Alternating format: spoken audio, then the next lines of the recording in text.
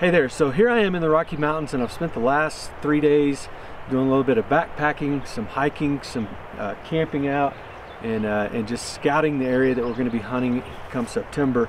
And so there's a couple things that I've learned on this trip that I wanted to share with you and also document for my own purposes before our hunt in September.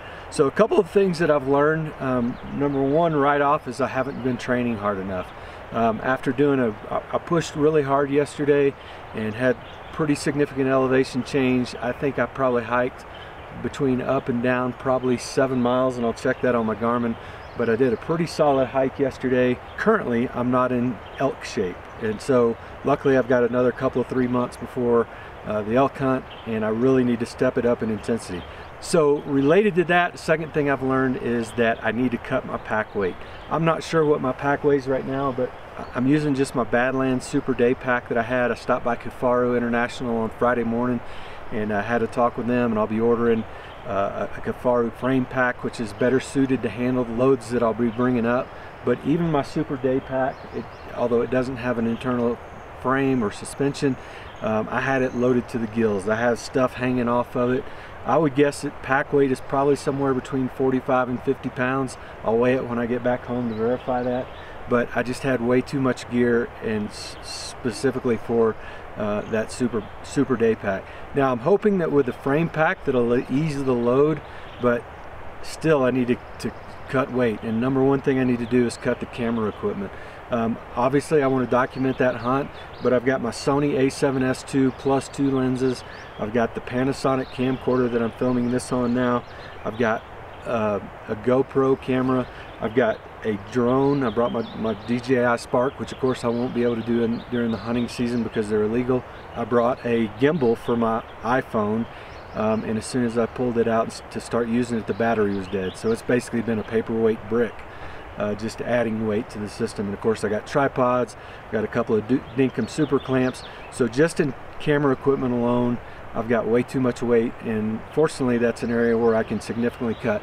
Okay, the third thing that I brought is way too much food, and I didn't eat nearly enough food. I wanted to buy my food here while I was in Denver. I didn't want to fly it here, so I just went to the grocery store and started grabbing some things off the shelf, and rather than figuring out the calories and portioning for each day, I just stuffed it all in my Ursack bear bag, and I've got most of it left. I'll be hiking out today, and really it's just excess weight. In fact, one of the problems is I didn't eat, and I couldn't eat nearly enough. I really couldn't eat anything, so I went ahead and set up my shelter here, which is just a DD tarp. I really do like the tarp shelter instead of a tent. That is one thing that I really like, and I'll probably be running that during the elk hunt. I may look for a lighter weight tarp. They do have some silk nylon tarps that are a little bit lighter. Once I got it set up, I had to force myself to eat. I went ahead and ate one of the Packet Gourmet All-American Works burger, whatever it was. I was able to eat about half of it, but really the only thing other than that All-American Works burger that I ate yesterday was I had Justin's almond butter packet, and I don't know, maybe one or two other small things, but I probably didn't have over 500 calories yesterday until I ate about half that Works burger. The other thing is I need to make sure that I'm consuming plenty of water. My hydration pack, I've got a 3-liter hydration pack. You can see probably hanging in the tree back over there, and I need to make sure that I keep that thing filled. I didn't want to fill it all the way up. I got way up in elevation, probably close to 10,000 feet yesterday, and I was running dangerously low on water. So at that point, because I was by myself and because I wasn't sure what was ahead and if there was any more water, I went ahead and came on back down. I do have an inline Sawyer hanging on my hydration pack. I do have a second Sawyer Mini that I can use to attach to a bottle, so I will be running that in September. The other thing that worked really well on the trip is this Garmin InReach. I'm really glad I picked this up, and really just for peace of mind for my wife, and honestly peace of mind for myself, being able to stay in contact. There are some preset messages that I was able to send out to my wife and to my hunting partner Adam. There's no additional charge for those. You can send an unlimited number of those. With the base service, you got 10 messages incoming or outgoing that you can send. After the 10, it's 50 cents each, but just to have the peace of mind to be able to communicate when necessary, let my loved ones know that I'm okay. It also has the SOS feature on it, in the event that while I'm out here by myself, something happens, I break a leg, break an ankle.